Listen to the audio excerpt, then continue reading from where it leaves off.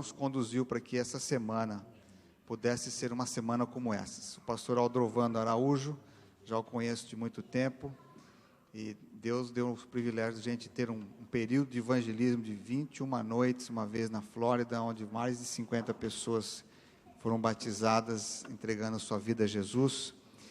E o pastor Aldrovando tem pregado em muitas igrejas ao redor do mundo. E por uma razão especial de Deus, o Senhor conduziu para que nessa semana, nesse calendário, a gente pudesse estar aqui hoje. Por que hoje? Porque em junho, Deus trouxe um avivamento muito lindo para a nossa igreja, através das mensagens que o pastor Fernando Iglesias trouxe para a igreja.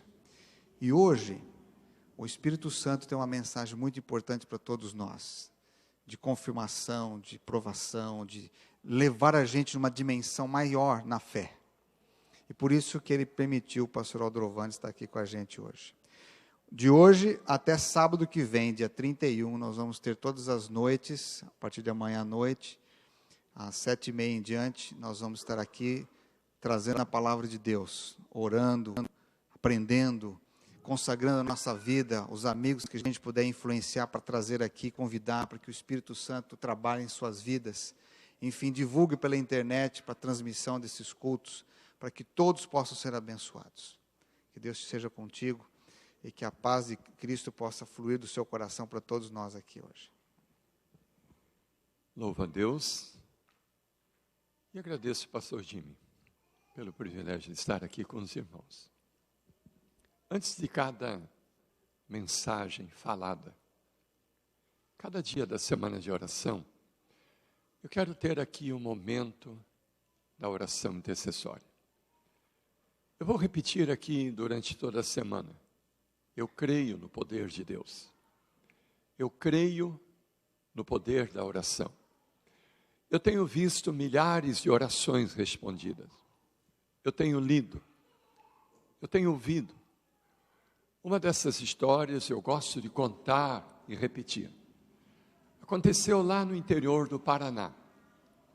Uma mãe levou o filho de 9 anos de idade para fazer uma cirurgia das amígdalas. É uma cirurgia simples, mas naquela cidadezinha pequena só havia 2 médicos. Um era residente, era aprendiz ainda. O outro tinha o apelido de açougueiro, porque morria muita gente nas mãos dele. E quando começaram a operar o menino, alguma coisa saiu muito errada, porque o menino teve uma hemorragia muito forte. Começou a perder sangue pela boca, pelo nariz, pelos ouvidos. Meia hora, 1 hora, 2 horas. E o menino entrou em coma. Colocaram aqueles tubos de oxigênio. O menino respirou um pouquinho e de repente parou. Parou tudo. Foi quando o médico saiu no corredor do hospital e falou com a mãe do menino. A senhora sabe rezar? Ela disse, eu sei orar, doutor. Ele disse, faça alguma coisa, porque o menino está muito mal. Só que o menino não estava mal. O menino já estava morto. Não respirava mais. Mas aquela mulher de fé ajoelhou ali no corredor do hospital e clamou diante de Deus por um milagre. Vocês acreditam, irmãos? 2 minutos depois que ela terminou a oração, o médico voltou e fez positivo para ela. Diz que não sabia como, mas subitamente a hemorragia parou, a respiração do menino normalizou, sem os aparelhos. 20 minutos depois, o menino já foi para o quarto. No outro dia, o menino já foi para casa. E hoje, irmãos, hoje aquele menino está aqui, ó. Porque aquela mãe era a minha mãe. E aquele Deus é o nosso Deus Todo-Poderoso. Essa semana eu quero que seja uma semana de bênção. Uma semana de milagres na sua vida. De vitórias. Eu não sei qual é o problema que você tem. Qual a ansiedade que você tem. Qual a dificuldade que você precisa de uma solução. Mas eu creio nesse Deus do impossível que foi falado aqui. Pode colocar aquele hino, por favor. O O Senhor é o meu pastor e nada vai faltar. Quantos aqui tem um pedido, uma bênção, um milagre que quer receber de Deus essa semana de oração? Levante a sua mão. Cante. Coloque a sua mão aqui no seu coração. Mentalize qual é a bênção. Depois eu vou orar por você. O Senhor pode aumentar o volume. É pastor, e nada vai faltar. Entre pastos verdejantes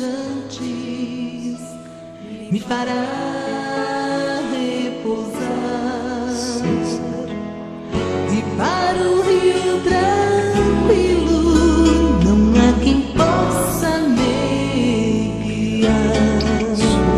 Sou ovelha que precisa de um pastor. Cante, cante bem forte. Nem que as trevas, nem que as trevas me tragam medo e morte, ainda assim não temerei mal algum. se tu estás comigo, Se tu estás comigo aqui, o que então temer? Sou ovelha que precisa de um pastor. tem alguém que gostaria de vir aqui à frente, receber uma oração especial? Vem agora, venha cantando este hino. Venha se você crê no poder desse Deus Todo-Poderoso. Vou orar por você, bora. A bondade e a justiça ao meu lado estão. Se eu seguir ao meu pastor com sincera devoção, e habitarei para sempre nos ternos braços do Senhor. Diga isso, ovelha. Sou ovelha que precisa de um pastor. Abra o coração, cantando bem forte. Nem que as trevas me tragam medo e morte, ainda assim não temerei mal algum. Não tenha medo, confia nele. Se tu estás comigo aqui, o que então temer? Sou ovelha que precisa de um pastor. Você não é uma ilha deserta. Você não está sozinho, abandonado nesse mundo. Você tem um Deus que ama, que cuida de você. O choro pode durar uma noite, mas a alegria vem pela manhã. Deus não vai deixar você ficar sempre chorando, sofrendo. Confia nele. A bênção está a caminho. E habitarei para sempre nos ternos braços do Senhor. Sou ovelha que precisa de um pastor. Repete, sou ovelha. Sou ovelha que precisa de um pastor.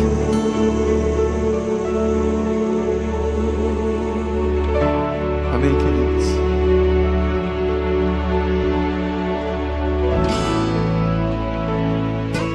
Pastor Jimmy pediu para orar pela irmã Alessandra, que na semana esteve orando por toda a igreja, pela irmã Estela, que essa semana vai estar orando por toda a igreja. Pediu para orar pelo Guilherme, vai estar continuando. Que Deus te abençoe, Guilherme. Que você seja um instrumento de Deus tão abençoado quanto seu pai, meu amigo, Dr. Elias. E Eu quero orar também pela irmã Carmen, essa pessoa querida que Deus trouxe aqui no nosso meio nessa manhã. Onde é que está você, Carmen? Vem para cá, mais pertinho aqui.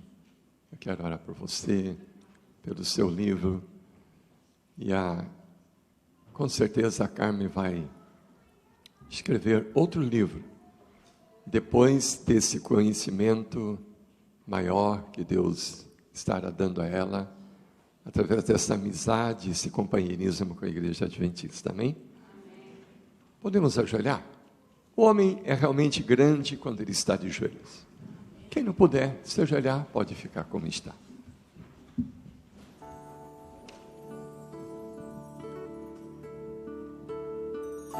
Querido Deus e Pai, muito obrigado pelas bênçãos recebidas ao longo da semana. Obrigado pelo ar que respiramos, pelo alimento, pela água, pelo teu carinho, teu cuidado, tua proteção, mesmo nos momentos mais difíceis da nossa vida.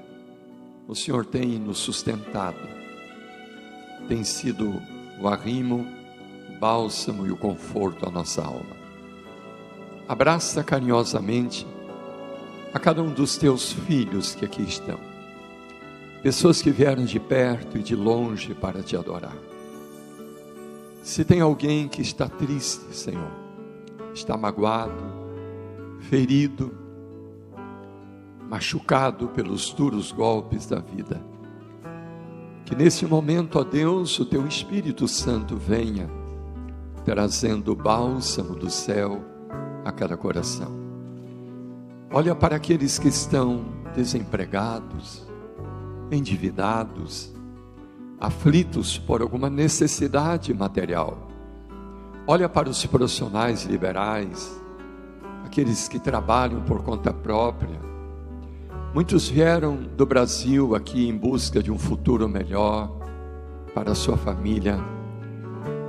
Dá-lhes a tua bênção, Senhor, porque sabemos que o Senhor é um Deus rico, poderoso, e tem prazer em abençoar os teus filhos, inclusive na vida material. Abençoa cada lar, cada família aqui representada. Se tiver algum problema entre casais, ou entre pais e filhos, traga de volta, meu Deus, o amor, o perdão, a alegria e a felicidade em cada coração. De maneira muito especial, abençoa os enfermos. Coloca sobre eles a tua santa e poderosa mão restauradora. Em nome de Jesus, Senhor, repreenda essas enfermidades, trazendo aos teus filhos a saúde física, mental, emocional e espiritual. Abençoa, querido Deus, o Guilherme. Abençoa a Carmen. Abençoa a Alessandra, abençoa a Estela Mar.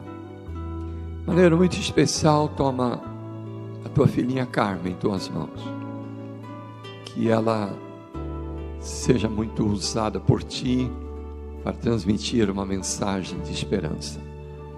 Mas que essa amizade que está começando com a tua igreja possa aumentar no seu coração esse companheirismo com Deus, e que futuramente ela escreva ou aqui ou nos anais da eternidade um novo livro, uma nova história de amor, de convivência com Jesus e com a tua igreja.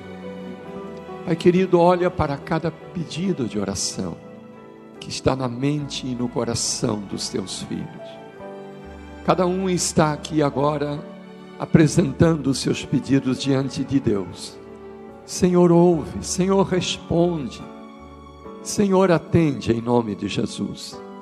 Que ninguém volte para casa vazio, que ninguém termine essa semana de oração sem a certeza de que um milagre de Deus vai acontecer na sua vida.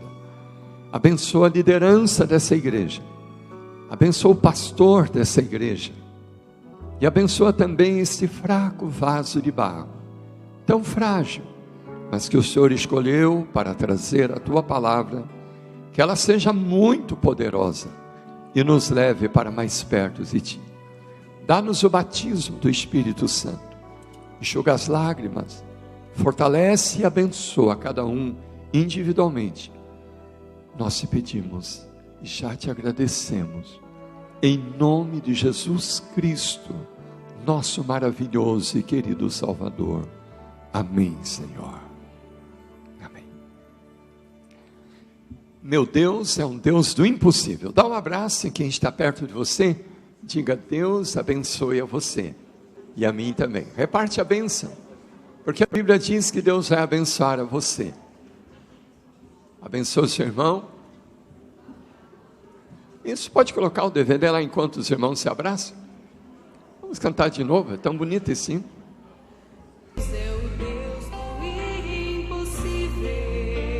Jeová Jireh, Jeová Jireh, o grande El Shaddai, que abriu o mar vermelho e ao seu povo fez passar, que da rocha água limpa fez brotar. O meu Deus é o Deus. Amém? Eu queria fazer 3 pedidos especiais para a igreja. Pode me ajudar? Número 1, não faltem a nenhum culto da igreja essa semana de oração. Você venha do trabalho, venha como está, literalmente, venha como está. Vem para cá. A gente vai ter momentos de oração, de histórias e experiências de 40 anos de ministério, porque antes de eu fazer teologia, eu já fazia evangelismo. Eu vou repartir com os irmãos. Eu não gosto de pregar para bancos vazios. Os bancos já são convertidos, não é, irmãos? Eles não saem da igreja nunca. Então eu quero pregar para os irmãos. Venha. Se você estiver cansadinho, venha. Então, por favor, não falte. Se alguém ia faltar essa semana de oração, não falte. Se alguém ia viajar, por favor, irmãos, não viajem. Se alguém ia ficar doente, por favor, não fica não. Por acaso alguém ia morrer, misericórdia, não morre não. Eu quero que você esteja toda essa semana de oração aqui com a gente. Segundo pedido que eu vou fazer: traga amigos visitantes para estar aqui conosco. A mensagem que eu vou trazer cada noite vai fazer um apelo para a igreja e também para os amigos visitantes. Terceiro pedido: eu queria ter aqui uma corrente, eu chamo a corrente do poder, a corrente do jejum. Cada dia da semana, um grupo de pessoas dedicando a Deus um dia de jejum. Você teria coragem de dedicar a Deus um dia de jejum?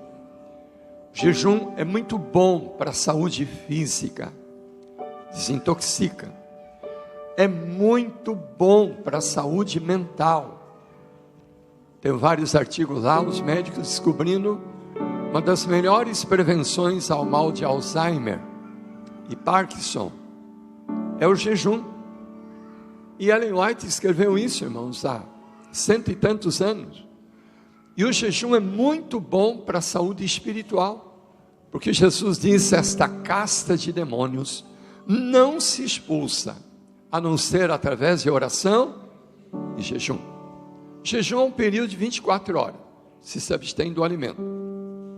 Pode ser do pôr do sol de um dia ao pôr do sol do outro. Pode ser do meio-dia. Você consegue almoçar, comer bem ao meio-dia, você vai comer no outro dia, naquele horário. Também é um período de jejum, mais fácil até para quem tem dificuldade de jejuar. Mas o importante é você compartilhar, só para a gente ver, queridos, milagres acontecendo aqui na vida da igreja. Nós vimos aí a lição da escola sabatina. Milagre não é a maior prova de que Deus está presente na vida da pessoa, mas também Ellen White escreveu isso. Jesus disse: farão as obras que eu faço, farão maiores ainda. Você gostaria de ver bênçãos acontecendo aqui na sua vida? Você pode ajudar? Um dia de milagre, de jejum, em favor da igreja, em favor desse vaso de barro tão fraquinho. Tem coragem de dedicar a Deus um dia de jejum? Num país de tanta fartura? Tem coragem? Quantos aqui tem coragem de dedicar a Deus um dia de jejum? Essa semana. Aleluia, graças a Deus. Olha, quase toda a igreja. Quem não levantou a mão está morrendo de inveja, mas com certeza tem alguma dificuldade. Rapidinho, não vou fazer escala, mas tem alguém que está em jejum hoje? Ou pode começar hoje? Muito bem, então já começou a corrente do poder. Amanhã eu vou falar sobre segredos da felicidade conjugal. Eu sou psicólogo de família também. Tem alguém que gostaria de jejuar amanhã pela sua família, pelo seu lar? Tem alguém que pode continuar amanhã o jejum? A corrente não pode ser interrompida. Quem quer fazer amanhã? Alguém me ajuda? Amanhã é o dia da festa lá, não é? Não tem problema, você começa depois do almoço lá. Depois do feijão com arroz. Não tem problema, ok? Então melhorou a proposta. Continua então amanhã. Segunda-feira eu vou falar sobre cura para os traumas emocionais. Você tem visitantes? Convida para amanhã e segunda, que é muito bom. Falar sobre depressão, ansiedade, medo, preocupações, medo do futuro. E é o dia de você jejuar pela sua saúde. Tem alguém que gostaria de jejuar então na segunda-feira? Ótimo, está continuando a nossa escala. Terça-feira eu vou falar sobre o pecado que não tem perdão. Pecado contra o Espírito Santo. Falar sobre a Trindade, a divindade do Espírito Santo e como alcançar a vitória sobre o pecado. Tem alguém que gostaria de jejuar na terça-feira e está precisando de uma vitória na vida espiritual? Terça-feira, quem pode jejuar? Ótimo, obrigado. Quarta-feira, irmãos, sermão mais alegre da semana. Eu vou falar sobre finanças da família. Como se tornar mais rico. Eu descobri o segredo, viu? Vou mostrar um texto da Bíblia, fala que você vai ter dinheiro para emprestar para muita gente e você não vai pedir emprestado para ninguém. Está na Bíblia, eu descobri. Quantos gostariam de jejuar na quarta-feira pela sua vida material? Está precisando de uma bênção? Ótimo, muito bom. Alguém diz: pastor, vou ter que jejuar a semana inteira. Não, calma aí, Deus vai ouvir a sua oração. Quinta-feira, eu vou falar sobre Icabô ou Ebenezer, bênção ou maldição. Como que acontece um, como acontece o outro. Tem alguém que gostaria de jejuar na quinta-feira, para que aconteçam milagres na sua vida? Ótimo. Sexta-feira à noite, eu vou falar sobre eventos finais, que eu vou falar hoje à tarde também. E no sábado de manhã, eu vou falar sobre um encontro marcado. Céu, a volta de Jesus, etc. E a gente vai terminar no sábado à tarde, com o batismo em nome de Jesus, e a gente vai falar sobre a revanche. Deus, que não perde nenhuma batalha, não quer que você fique derrotado. Então, quem gostaria de jejuar sexta e sábado que vem, outro final de semana? Levante a mão para concluir a nossa equipe.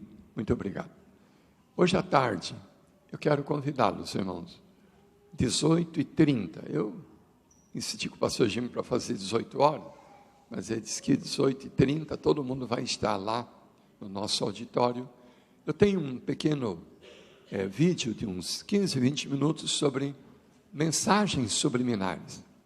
Filmes, desenhos, Nintendos, videogames da Disney que estão tirando nossos filhos da igreja.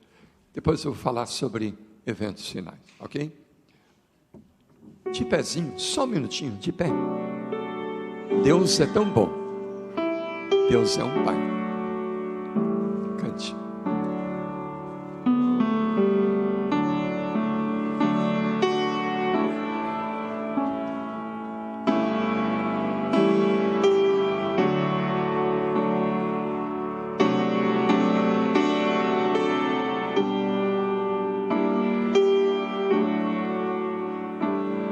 sobe o que usa.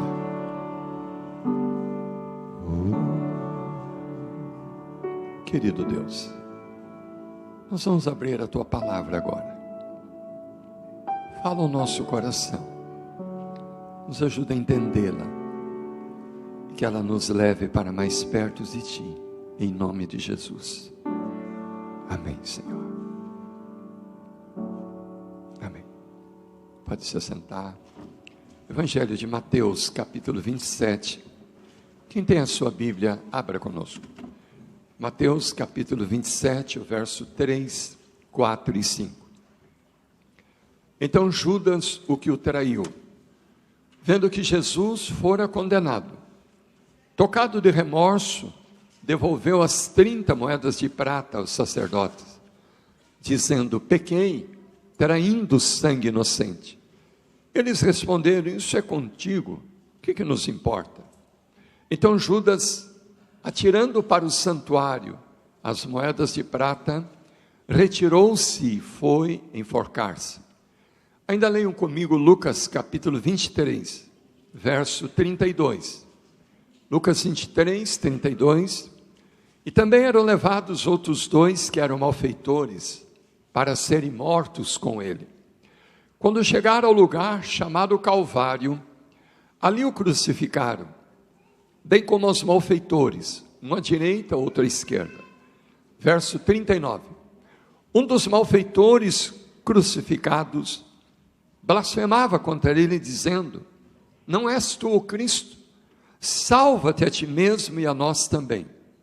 Respondendo-lhe, porém, o outro repreendeu, dizendo: nem ao menos temes a Deus, estando na mesma condenação? Nós, na verdade, com justiça, porque recebemos o castigo que nossos atos merecem, mas este nenhum mal fez. E acrescentou Jesus: lembra-te de mim quando vieres no teu reino. Jesus lhe respondeu: em verdade te digo hoje, que estarás comigo no paraíso. Amém. Querida igreja, eu quero falar sobre o Calvário de todos nós. Toda a humanidade estava presente ali junto à cruz. Você e eu estávamos ali também. Eu quero descrever aqui 4 personagens diretamente ligados ao Calvário. Eu quero que você tente descobrir com qual deles você se identifica. O primeiro chamava-se Judas Iscariotes. Queridos, temos muito a aprender na vida dos heróis da fé, mas temos muito a aprender também na vida dos covardes e fracassados. O que é que tornou Judas o vilão da história?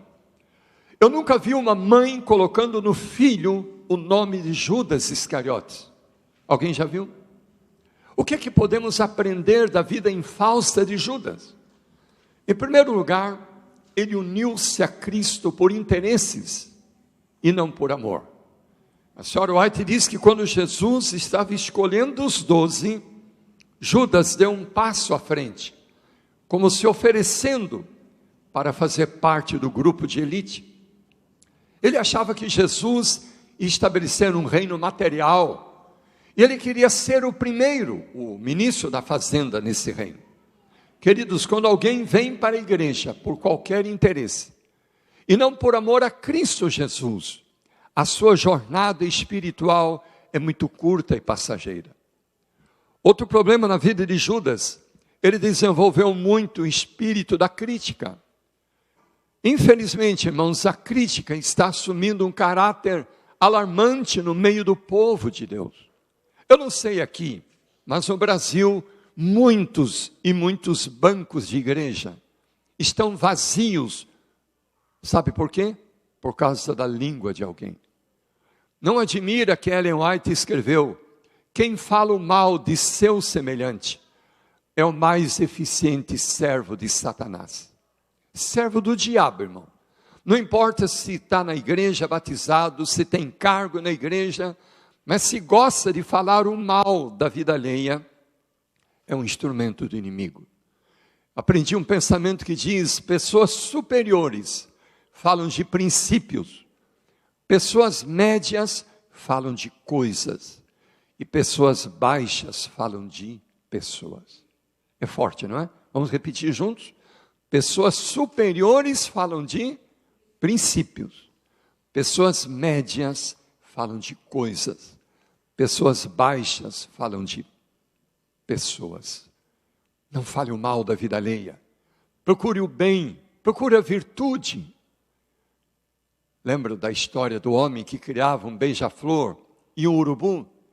Um dia ele soltou as duas aves e disse: vão, procurem as coisas mais importantes do mundo e voltem me contando. O beija-flor voltou contando das flores lindas e delicadas e perfumadas que havia encontrado. O urubu voltou contando dos restos podres que havia encontrado. Querido irmão, você está mais para um beija-flor de Jesus ou para um urubu de Satanás, que fica criticando, comentando mal o erro dos outros. Judas criticava o pastor, a igreja, a tudo e a todos. Outro problema na vida de Judas, irmãos, ele não fazia trabalho missionário. Dos 12 apóstolos, o único que não se tornou missionário, tornou-se traidor.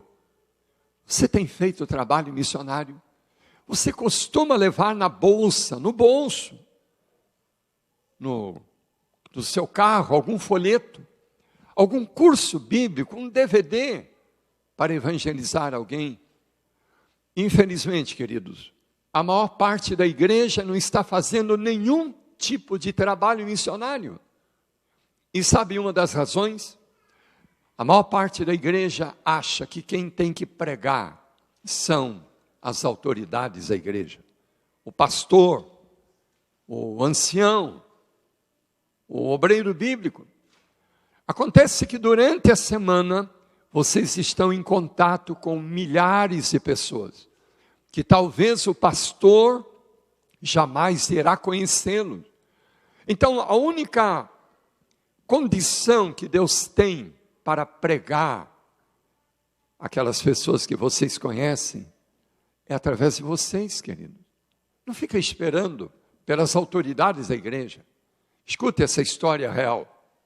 Porto Alegre, depois do meio-dia, o pastor já estava em casa no sábado. Alguém bateu a porta. Era um irmão pobre de um bairro distante. Chorando muito, disse: pastor, o senhor pode fazer o sepultamento do meu filhinho hoje às 3h? O pastor foi. Casa simples, família humilde. Lá em cima da mesa, na sala, estava o caixãozinho branquinho. E um garotinho de 3 anos estava morto.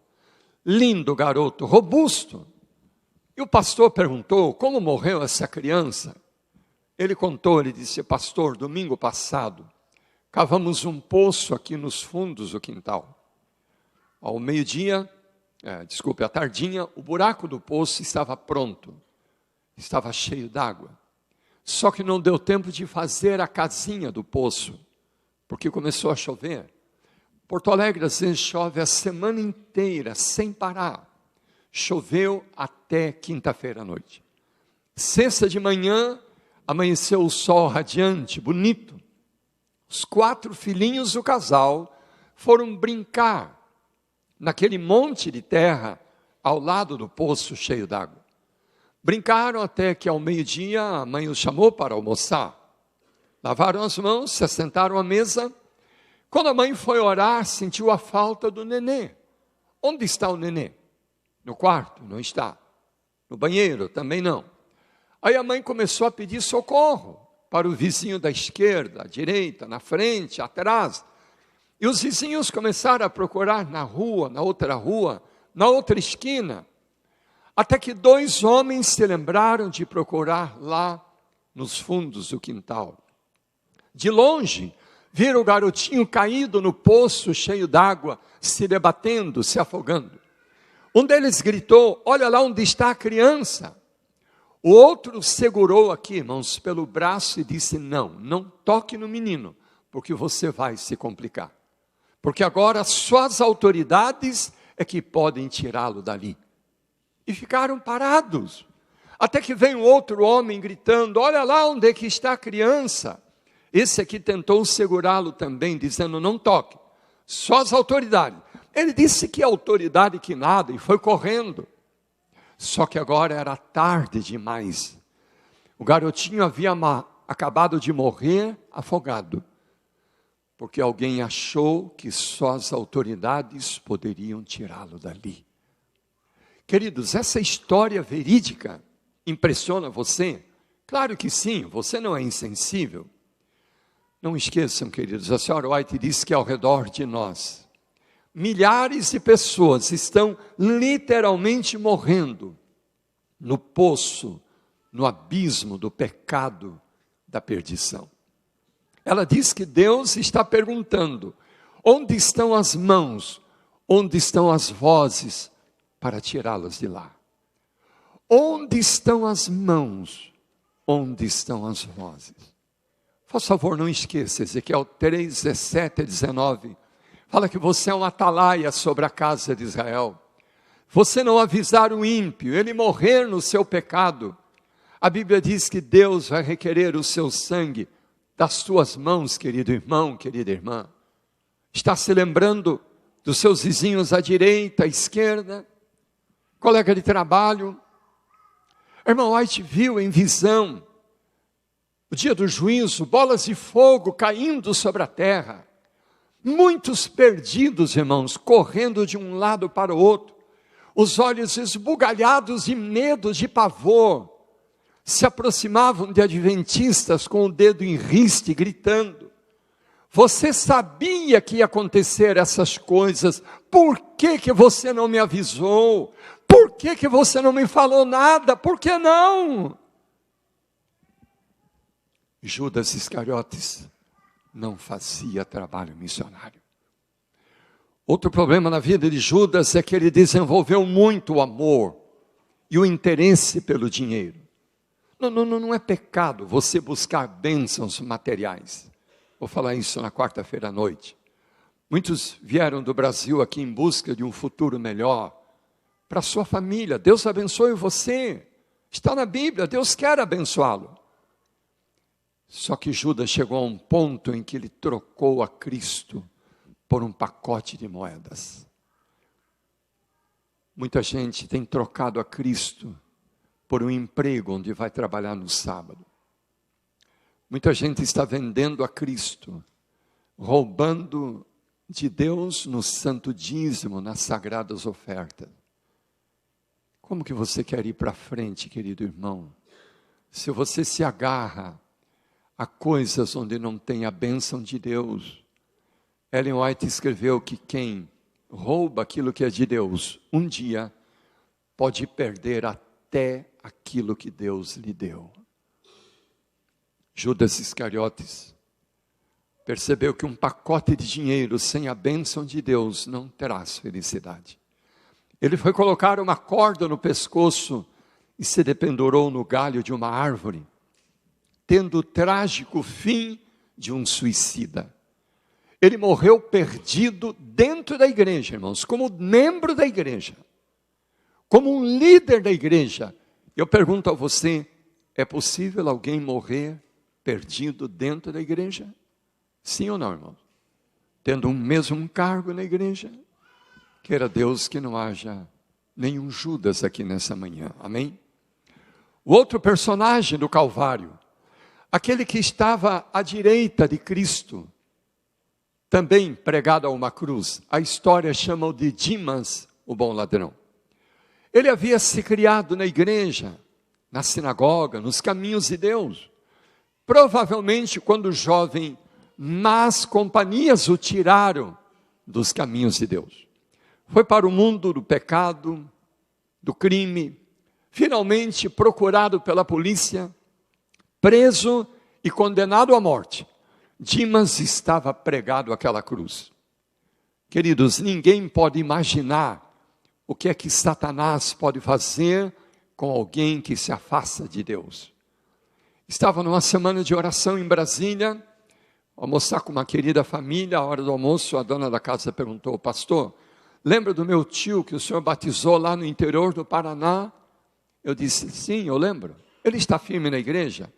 Ela disse, não, pastor, ele saiu da igreja, se envolveu com drogas e com drogados, e um dia, numa queima de arquivo, lá no meio dos traficantes, ele foi cravejado com 38 tiros. Ele morreu no meio dos traficantes. Que quadro triste, irmãos. Alguém que foi batizado, alguém que aceitou a Jesus como Salvador, mas se afastou, morreu lá no meio dos traficantes. Dimas estava pregado àquela cruz.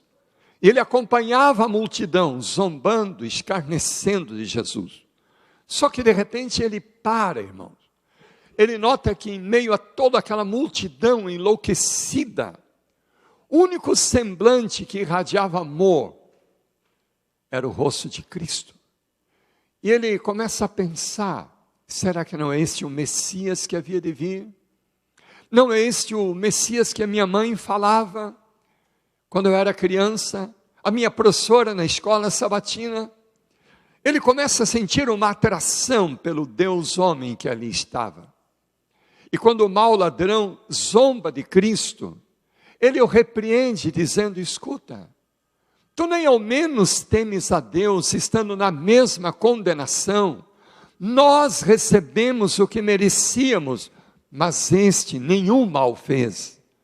E acrescentou, Jesus, lembra-te de mim quando vieres no teu reino. Queridos, consegue imaginar a cena? Por favor, me acompanhe em pensamento. Jesus olha para Dimas. Dimas olha para Jesus. Os olhos do pecador se encontraram com os olhos do Salvador. Dimas vê ali a última oportunidade de perdão, de esperança, de salvação. E quando ele dirige a prece, Senhor, lembra-te de mim, quando vieres no teu reino, a resposta de Jesus não precisou esperar. Em verdade eu te digo hoje, eu te prometo hoje, um dia tu estarás comigo no paraíso. Vocês sabem que Jesus não foi ao paraíso aquele dia? Domingo de manhã, Maria Madalena quis abraçá-lo, ele disse, não me toques, porque ainda não subi ao meu Pai. Os ladrões também não foram ao paraíso, porque a Bíblia diz que eles foram tirados da cruz, quebradas, esmagadas as pernas com marretas, e deixados ali ao relento. O frio enregelante do deserto à noite, o calor escaldante do deserto durante o dia, nem um copo d'água, nem um prato de comida, ninguém podia ajudá-los. Diz a literatura hebraica que às vezes levava uma semana para morrer esses pobres marginais. Então, Dimas morria um pouquinho cada dia, mas a cada momento soava-lhe aos ouvidos a promessa, tu estarás comigo no paraíso. Queridos, eu não precisava ouvir mais nada de Jesus. Aldrovando, tu estarás comigo no paraíso. Jimmy, Davi, Paulo, Carla, João, Maria, você também gostaria de ouvir Jesus dizendo, tu estarás comigo no paraíso? Quantos gostariam de ouvir? Eu quero falar em nome de Deus. Jesus está aqui nessa manhã. Está passando por entre essas fileiras de banco. Está olhando bem nos seus olhos e dizendo, meu filho, minha filha, você também estará comigo no paraíso. Como diz o pastor Bulhão, para Deus, você é a coisa mais linda que Ele tem aqui nesse mundo de pecado. Amém, irmãos? Escute, Dimas andou mal. Ele andou longe de Deus. Mas ele terminou bem a sua jornada aqui nesse mundo. Ele terminou nos braços de Deus. Será que estou pregando para alguém aqui nessa manhã que não está bem na vida espiritual? Tem andado um pouquinho longe de Deus? Volta, querido irmão. Volta, querida irmã. Porque o importante é você terminar bem a sua jornada aqui nesse mundo. seja no dia da volta de Jesus, ou seja, quando o seu coraçãozinho parar de bater, que você esteja realmente nos braços de Deus. Amém, irmãos? Graças a Deus, a igreja tem muitos Dimas, homens e mulheres, que tiveram seus tropeços e fracassos, mas foram reerguidos pela graça de Deus, estão terminando bem a sua jornada. Amém? Último personagem, aquele que estava à esquerda de Jesus. Ele tinha o nome de Gésteras, o mau ladrão. Coração duro como a pedra. Nem mesmo o quadro de um Cristo crucificado poderia comovê-lo. Ele preferiu viver no pecado e morrer no pecado. Sabe que muitos são como Gésteras, não se convertem, não se comovem, não se arrependem, nem com as lágrimas da esposa, do marido, do filho, do pai, da mãe, que chora, apela, implora, vamos para a igreja, volta para a igreja. São pessoas que estão resistindo aos apelos do Espírito Santo, irmão. Será que estou pregando para alguém aqui que está vivendo no pecado, correndo o risco de morrer no pecado? Eu tive um irmão meu, 33 anos de idade. Ele morava em Curitiba, 1,99 m de altura. Uma saúde de fazer inveja para qualquer um. Ele tinha um time de futebol, irmão. Ele era capaz de jogar bola domingo, das 9 da manhã às 2 da tarde, sem parar. Só que meu irmão estava com um problema, estava afastado da igreja. Ele era da Polícia Militar do Paraná. Às vezes tirava plantão no sábado. Eu fiz uma viagem de Porto Alegre a Curitiba só para fazer um apelo para o meu irmão. Irmãos, que coisa triste quando eu abri a geladeira da casa do meu irmão e vi ali uma garrafa de bebida alcoólica, prova insofismável de alguém que não está bem diante de Deus. Não está bem não, irmão, não está bem. Tem gente que acha normal um pouquinho de bebida alcoólica, assistir determinados programas na televisão, no computador. Não está bem não, meu irmão, acorda. Eu fiz um apelo para meu irmão, falei, mano, volta para a igreja, os caminhos de Deus, onde nós somos criados. Ainda lembro do meu irmão, bem alto, braços cruzados, assim, me olhando. Falou, não, mano, não tenho condições de voltar para a igreja. De vez em quando eu tenho que tirar plantões ao sábado. Quem é que vai dar de comer à minha família? Eu falei, mano, venha como estás, venha como pode. Aos poucos Deus vai resolvendo. Ele falou, não tenho condições de religião. Fazer o quê? Orei com meu irmão e fui embora. Vocês acreditam, irmãos? 4 meses depois, meu irmão estava andando com um amigo no centro da cidade de Curitiba. Ele sentiu aqui uma dor no peito, foi se sentar na calçada, ele caiu morto. Morto como um passarinho, um ataque cardíaco fulminante. Não houve nem tempo de dizer, meu Deus, tem misericórdia de mim. Humanamente falando, quem é que me dá a certeza de ver o meu irmão no dia da volta de Jesus? Para que viver no pecado, querido irmão? Quando você pode viver na alegria da salvação em Cristo Jesus. Lá no interior do Paraná, onde me criei, tinha um homem da cobra. Não sei se alguém aqui conheceu, mas ele gritava, olha a cobra, vai sair a cobra. E quando eu reuni uma grande multidão, ele vendia os produtos naturais dele, ele tinha uma caixa muito grande, ele abria a caixa e saiu uma serpente enorme, ensinada. E ele gritava, pula, a cobra pulava no seu corpo. Gritava, enrola, a cobra enrolava no pescoço. Gritava, salta, e a cobra saltava de volta ali para a caixa. Ele fez isso centenas de vezes. Até que um dia, irmãos, diante de uma grande multidão, ele abriu a caixa e gritou, pula. cobra pulou em seu corpo. Gritou, enrola, a cobra enrolou. Aí ele gritou, salta. Só que dessa vez a cobra não saltou. A cobra começou a apertá-lo, estrangulando. 3 minutos e ele caiu morto, no meio da multidão. Salário do pecado é o quê? É a morte. Tem muita gente que brinca com o pecado. Depois que vem o salário, aí reclama de Deus. A morte, a dor, o sofrimento não é salário de Deus. É consequência do pecado. Esses dias eu estava lendo lá nas terras da Groenlândia, os esquimós. Tem muita região onde os esquimós não têm uma casa para morar. Vocês sabiam? Nem para dormir à noite. E há o perigo de ataques de lobos famintos. Sabe o que eles fazem, irmãos?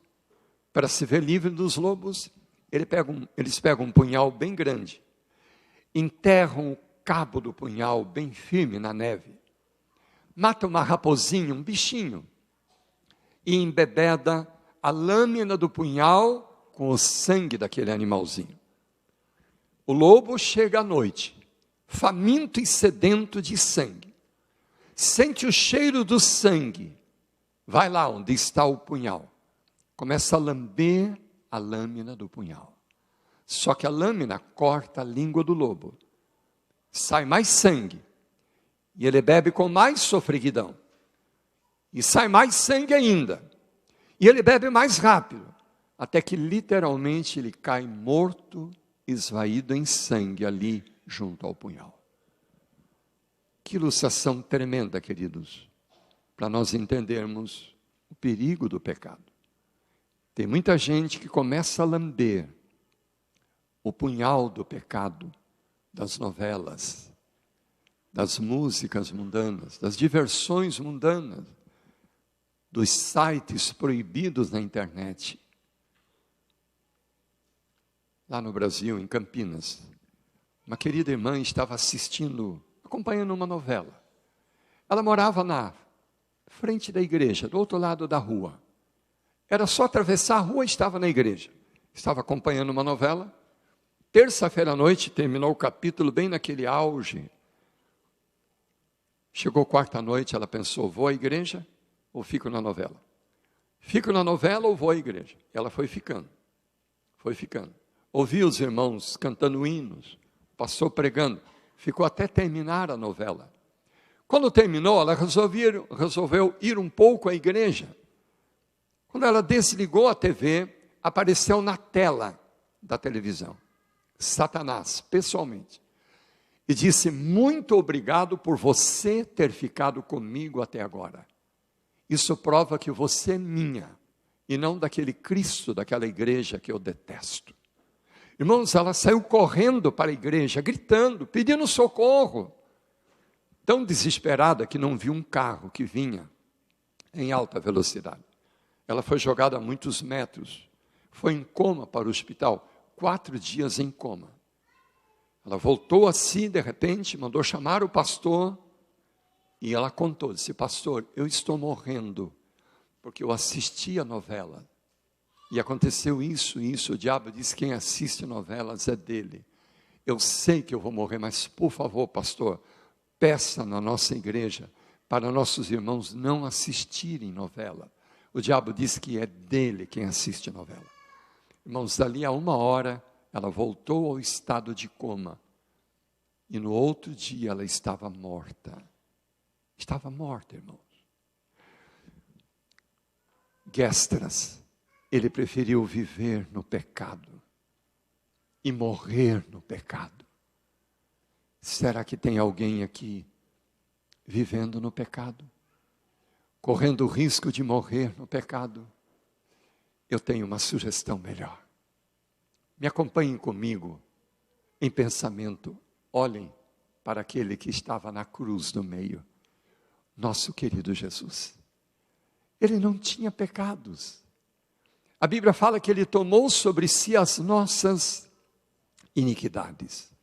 O castigo que nos traz a paz estava sobre ele. pelas suas pisaduras fomos sarados. Eu gosto de um pensamento que diz assim, quando olho para mim, não vejo como me salvar. Mas quando olho para Jesus, não vejo como me perder.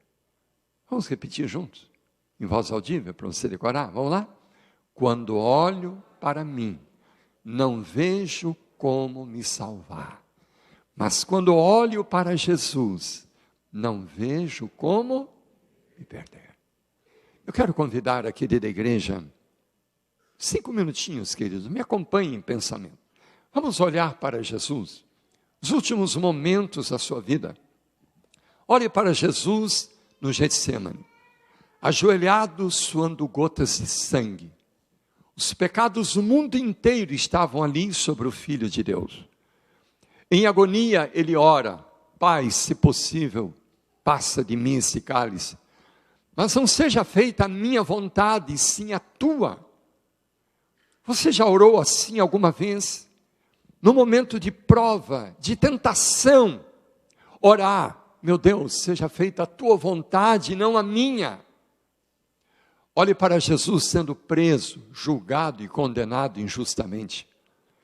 Olhe para Jesus desnudo, amarrado a um poste e sendo cruelmente açoitado. 39 chibatadas, a Bíblia fala que 2 vezes ele foi açoitado. Alguém aqui assistiu aquele filme de Mel Gibson, A Paixão de Cristo? Aquele filme é real, irmão. Ele leu o livro Desejado de Todas as Nações antes de fazer o filme.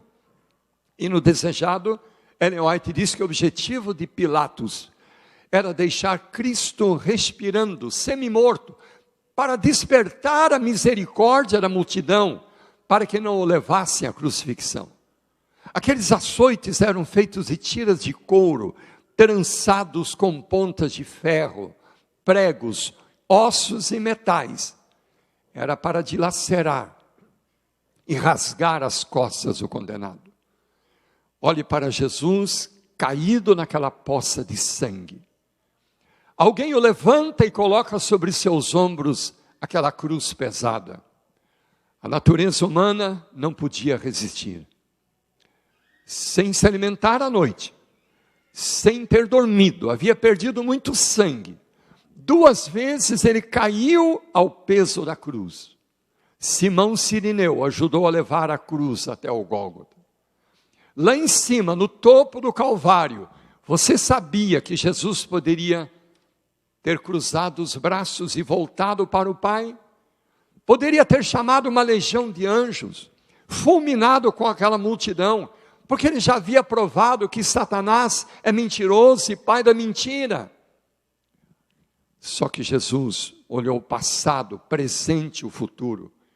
Você sabia que Jesus viu a mim e a você naquele momento?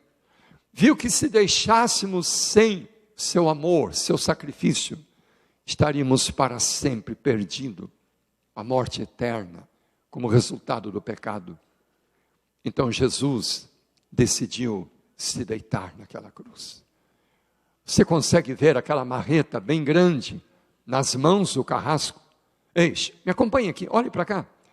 Gostei de ver a professora dizendo, quando a gente está conversando, olha para o outro, né? Olhe para cá, escute. Consegue ver o carrasco com aqueles pregos bem grandes, enferrujados, sendo colocados nas mãos e nos pés de Jesus? Consegue ouvir o barulho da marreta? E aqueles pregos atravessando a tenra carne das mãos e dos pés de Jesus. Havia um buraco na rocha preparado para o pé da cruz. A cruz foi levantada e jogada naquele buraco. O impacto rasgou ainda mais as carnes do Filho de Deus.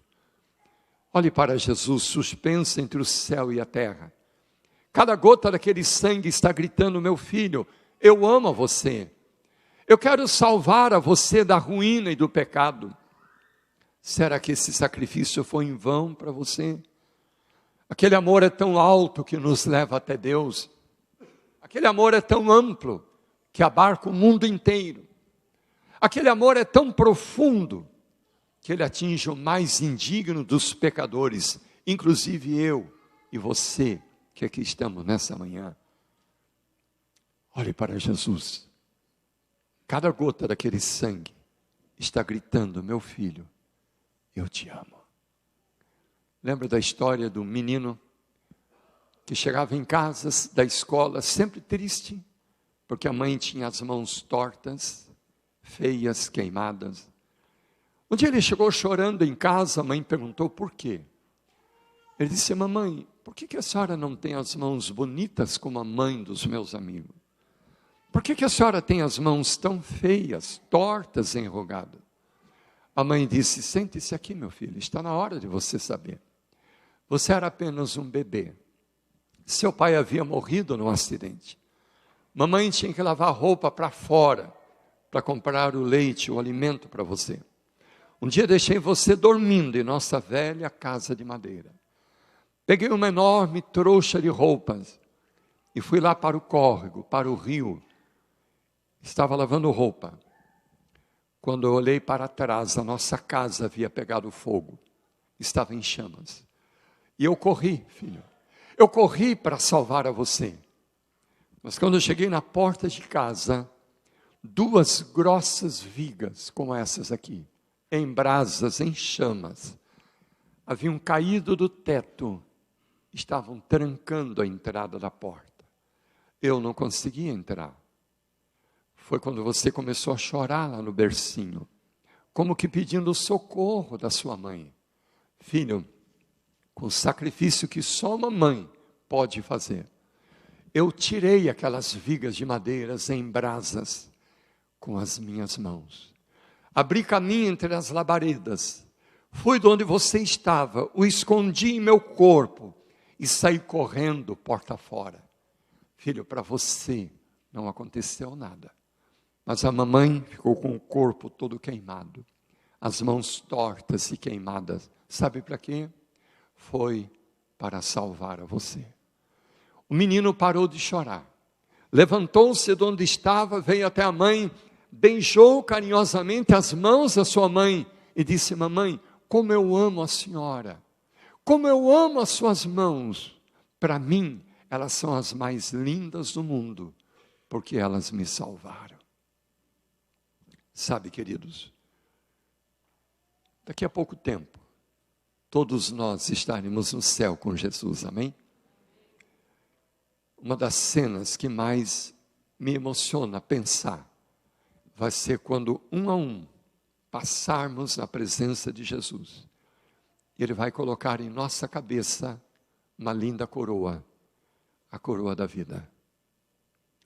Quando chegar a minha vez de receber das mãos de Jesus a coroa da vida, eu tenho pensado, irmãos, que não interessa se vai ter uma fila enorme atrás de mim, ou se eu vou ser o último da fila, último dos mais indignos pecadores. Mas quando chegar a minha vez, eu quero pedir licença para Jesus. Eu quero colocar aqui as minhas mãos nas mãos de Jesus. Vocês sabiam que para sempre Ele vai ter nas mãos e nos pés as marcas dos pregos lá da cruz? Eu quero colocar aqui as minhas mãos nas mãos de Jesus. Eu quero olhar bem nos olhos do meu querido Jesus e do fundo do coração dizer: obrigado, Jesus. Obrigado pelo teu grande amor por mim. Obrigado porque quando eu estava abatido, machucado, ferido, desanimado, tentando desistir de tudo, essas mãos me levantaram e me mostraram o caminho que eu devia seguir. Queridos, a Bíblia não fala que ninguém irá chorar lá no céu, não. Fala que Ele vai enxugar de nossos olhos toda lágrima. Porque eu me imagino, irmãos, me debulhando em lágrimas aos pés de Jesus. Imagino também Jesus me levantando, me enxugando as lágrimas e dizendo: filho, entra no reino que está preparado desde a criação do mundo. A minha pergunta nessa manhã: você também vai estar lá? Você também gostaria de estar lá no céu? Colocar as suas mãos nas mãos de Jesus e agradecê-lo pessoalmente por tudo que Ele fez por você, por mim? Quantos gostariam de estar lá naquele dia? Não leva a mal eu ser enfático na pergunta. Você realmente vai estar lá? Já decidiu que aconteça o que acontecer, você jamais vai se afastar dos caminhos de Deus? Vai permanecer firme até receber a coroa da vida eterna? Deus já me deu a alegria de levar ao batismo mais de 6.000 pessoas. Deus seja louvado. A maior parte dessas pessoas vieram por amor. Mas eu poderia contar de muitas que vieram pela dor. Me permitam terminar, queridos, contando uma dessas histórias. E, por favor, entre comigo dentro dessa história. Eu quero que você faça parte dela também. Eu era pastor na cidade de Lajeado, 120 quilômetros de Porto Alegre. O doutor Elias conheceu aquela região. Era uma quinta-feira de manhã, eu estava saindo para o trabalho. O telefone tocou em minha casa. Do outro lado da linha era uma senhora perguntando: o senhor é o pastor Aldrovando Araújo? Eu disse sim.